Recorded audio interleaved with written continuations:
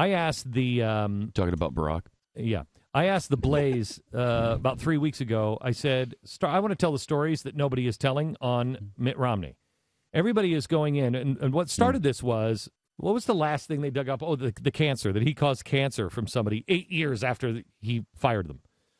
And he killed my wife. He wasn't even there when the guy lost his job either. So. Right. I mean, he had nothing to do with it. And I thought to myself, what is it? I mean, this guy is squeaky clean. If you're coming up with stuff like that, and the dog on the roof and the haircut that probably didn't happen according to the family, probably didn't happen in 1965, this guy is squeaky clean. So I asked my staff, go find the stuff on Romney, the good stuff. Because if there's no bad stuff, I'll bet you there's good stuff out there that nobody's telling the story on. Well, we went, and we went looking. And I will tell you that I don't think the Romney campaign, I don't know because I'm not a producer, but my impression is the Romney campaign wasn't really helpful on this, because I don't know if they even trust us, or, Romney is also the kind of guy that doesn't like to talk about all this stuff, but he should. You watch Friday's show. We brought in, 6 or 7 people that didn't know Mitt Romney, but whose lives have been changed by Mitt Romney. I think only one of them knew Mitt Romney. Life has changed because of him. There's a story of a guy in Boston. He runs a vet hospital. He tells the most compelling story I've ever heard about any politician, ever. It starts out the way normal politician stories start.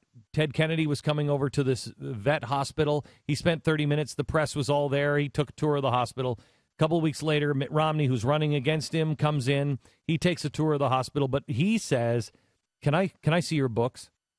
And he goes into his office, and he sits with this hospital's books for 40 minutes. No press is around. He just wants to look at the ledger. He finishes, closes up the books, and he says, you run a very good place, very tight, very good. Then he takes a tour, and it's I think another hour of the tour. So he spent an hour and 40 minutes. And he's asking in-depth questions. The last question he asked, when the press is around, the last question he asks is, so what are you lacking? What do you need help with? The guy says, milk. He says, what do you mean, milk? He says, milk. I the vets need milk. And Romney does a really awkward, joke where he says, well, maybe we should teach everybody here how to milk a cow.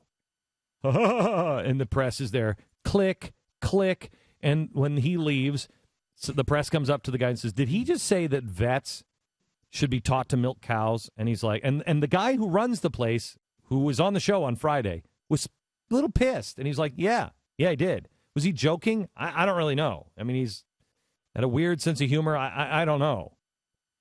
And he was kind of pissed. So they run with this story, and it's all over Boston. Mitt Romney says veterans should have to milk cows. Romney calls him up the next morning. Now, here's where it gets good. Romney calls him up the next morning. And first of all, if that happens to me, I feel so stupid. And I probably want to avoid making the call to the guy and say, hey, I'm really sorry, man. I didn't mean that. I mean, it takes a lot to say, and otherwise you just get past it, just move past it. He calls him up and he says, hey, listen, man, I'm really sorry. I'm not asking for anything.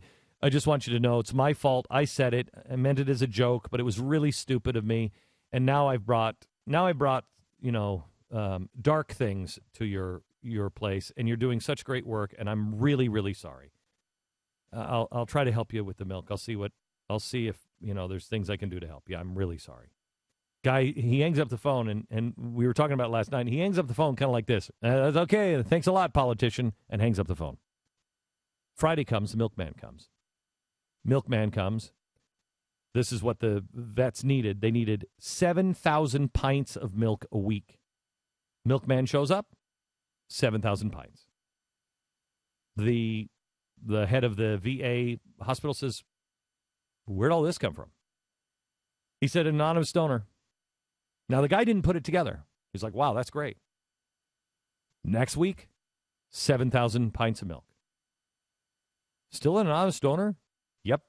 Next week, 7,000 pints of milk. Goes on for 3 months. 7,000 pints of milk. He says to the milkman, who's doing this? Don't know. Just somebody who doesn't want to be known. Goes on for another 3 months. 7,000 pints of milk every single week. Anonymous donor. Who's doing it? Don't know. Goes on for another 6 months. It's now a year. 7,000 pints of milk. Come on, man. Tell me who did it. Goes on for another year. Now the milkman is retiring. It's been happening for 2 years since the incident. Now the milkman is retiring. He says, come on, man, you got to tell me who's delivering the milk. Who's paying for the milk? And he's like, the guy doesn't want it to be known. You have to tell me. It's been 2 years. Come on, tell me who's doing it. It's Mitt Romney. Mitt Romney was writing a personal check and didn't want anybody to know for 2 years and provided the vets with all of their milk in Boston. Now, here's where it really gets amazing. When Romney becomes governor, he sends a bill through to help this VA hospital, and he they send in a proposal, and then the government comes back and says what they're going to do. What the government said they were going to do, he changed some of the numbers and did some things. He took care of all of the food costs, and he said it was like down to the dollar.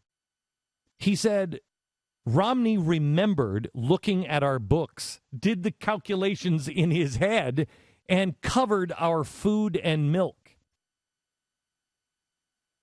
He said, you want a mechanic on the economy? It's this guy.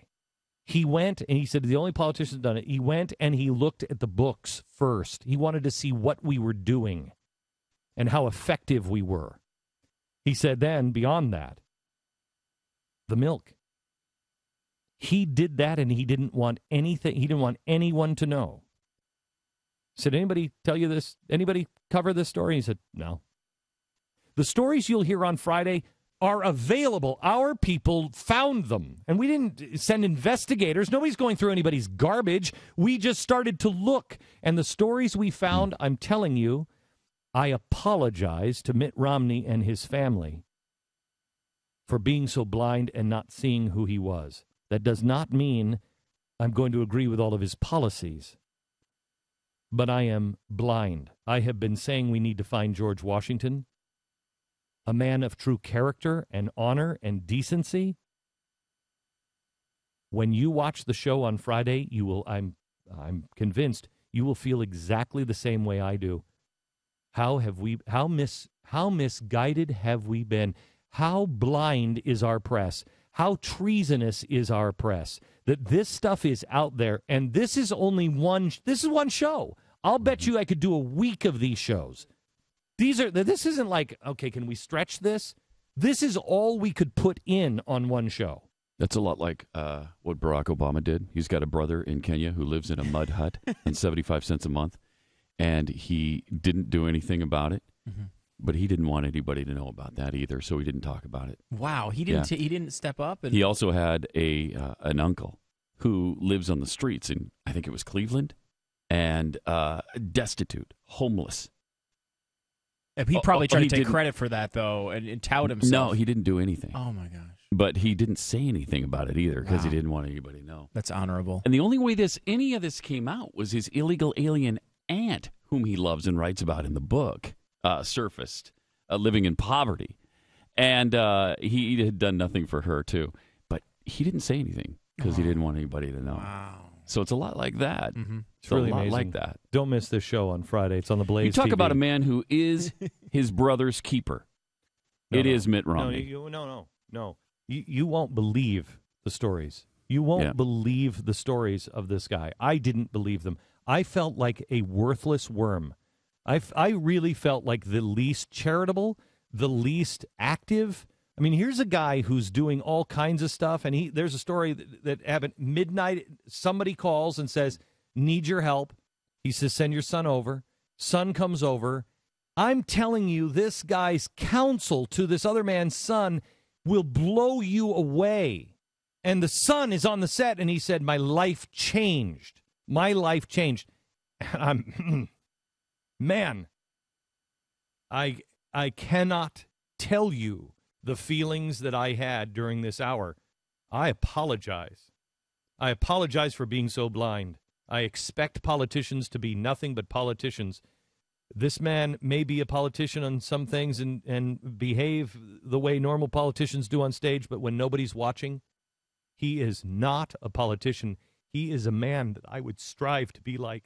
It is something that, honest to God, that's what our president used to be.